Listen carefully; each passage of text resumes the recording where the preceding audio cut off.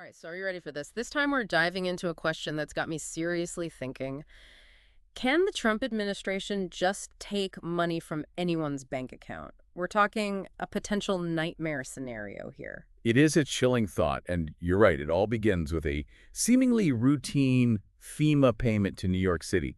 But from there, things spiral out of control really quickly. Okay, so our sources for this deep dive are a mix of investigative journalism by Nathan Tankis and then also a legal memo that he commissioned. We're going to try to untangle this whole mess. But first, what exactly happened with New York City?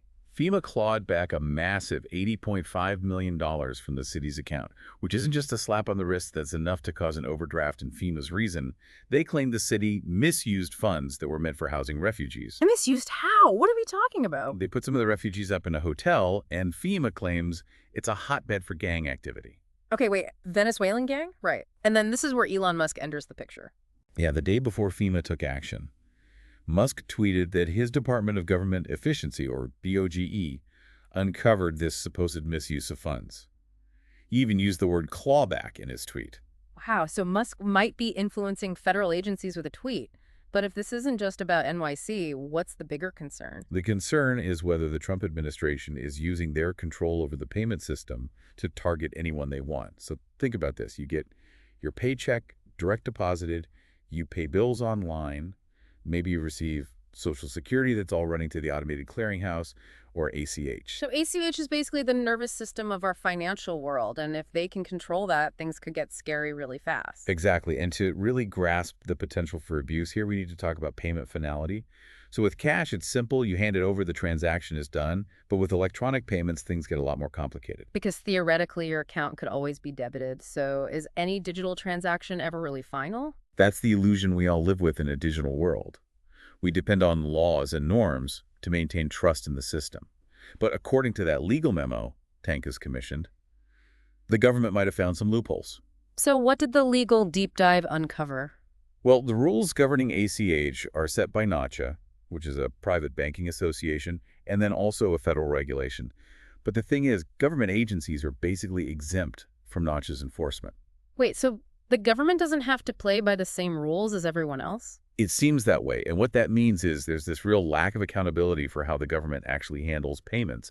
And there are several experts that are really worried about this, saying it could completely erode trust in our whole financial system. That's a chilling thought. What happens if a dollar in your bank account isn't really worth a dollar? I mean, that's chaos. Exactly. And that brings us to another key player here, the Bureau of the Fiscal Service, or BFS. They're the ones who certify payment reversals. Okay, remind me why BFS is so important here. BFS is now headed by someone very publicly aligned with Musk. And according to some people inside BFS, there aren't really any checks and balances in place to prevent abuse of this reversal power.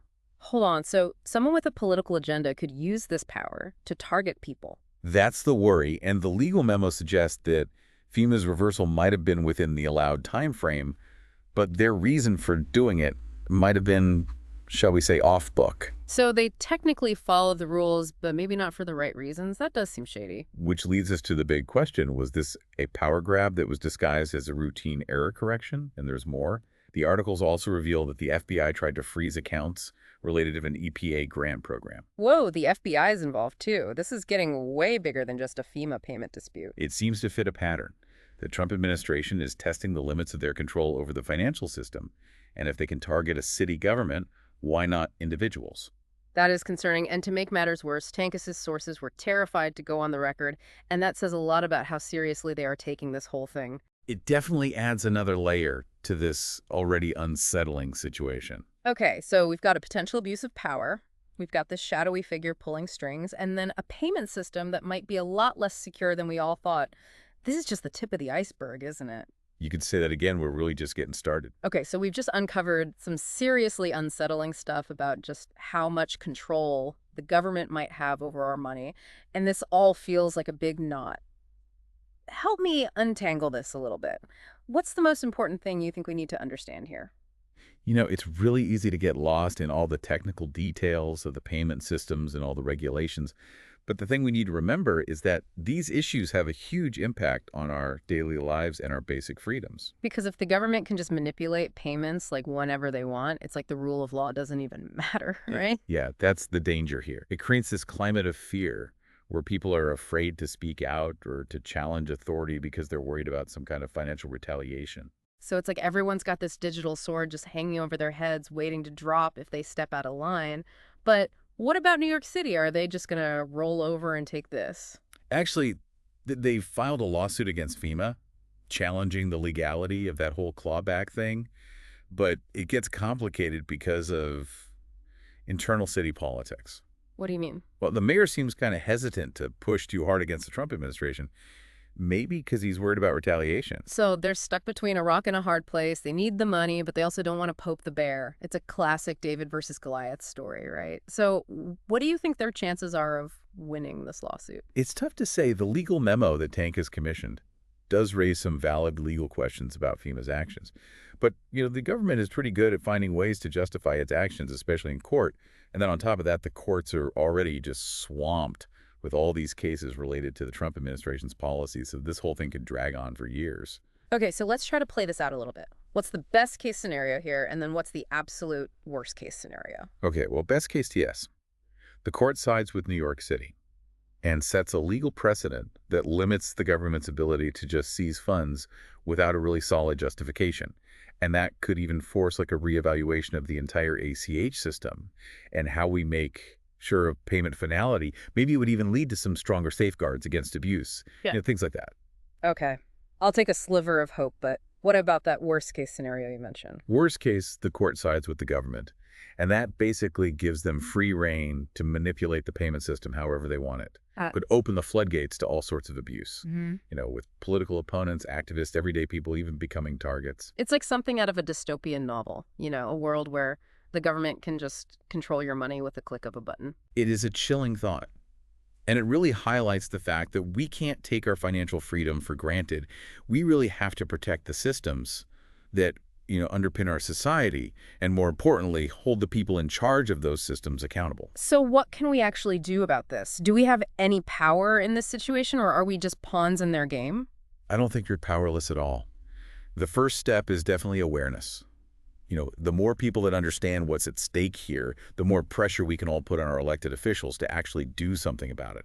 We can also support organizations that are fighting for financial transparency and for individual rights. It does feel overwhelming, but knowledge is power, right? The more we know, the better equipped we are to fight back. Absolutely. We need to keep having these conversations and making sure this doesn't just, fade into the background noise. Okay, before we get to the final part of this deep dive, I think it's important to zoom out for a second. We've talked a lot about this specific case with New York City and FEMA, but what's the bigger picture here? What are the larger implications of all this? This isn't just about, a single FEMA payment or even just the Trump administration. This is about a fundamental question.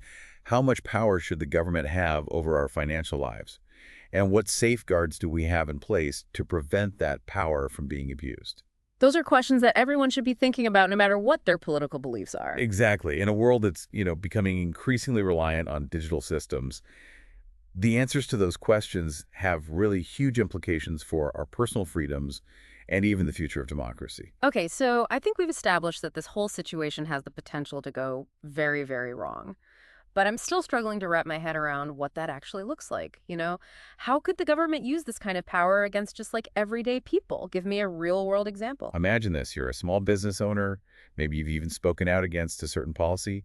Suddenly your bank account is frozen. You can't access your funds, can't make payroll, can't pay your suppliers. Your business is basically paralyzed. And all because someone in the government decided they didn't like what you had to say. Exactly. Or maybe you're a journalist who's been digging into something the administration doesn't want exposed. Same thing could happen to you. They could cut off your financial lifeline just like that. That's chilling. It's like having a financial weapon, and it seems like it could be deployed so quickly and quietly. And that's what makes it so dangerous. We're not just talking about a hypothetical threat here. We've already seen the government try to freeze those accounts related to that EPA grant program, remember? Right, right. So where do we draw the line then? What's to stop the government from using this power to silence anyone who disagrees with them? That is the million-dollar question as it stands right now. Laws and regulations surrounding ACH and payment finality just aren't strong enough to prevent this kind of abuse. We need much stronger safeguards, a lot more transparency, and clear accountability mechanisms. But with the current administration seemingly determined to consolidate its power, Do you really think there's any chance of real reform happening?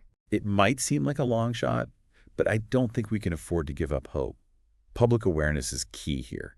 The more people who understand the potential consequences of this power grab, the more pressure we can put on our elected officials to take action. So it's up to us to educate ourselves, spread the word, and make sure that our voices are heard. Exactly. Yeah. We can't be passive bystanders in all of this.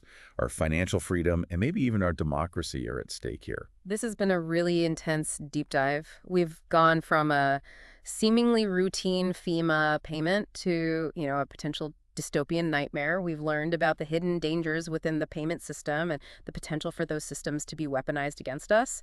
It's a lot to process.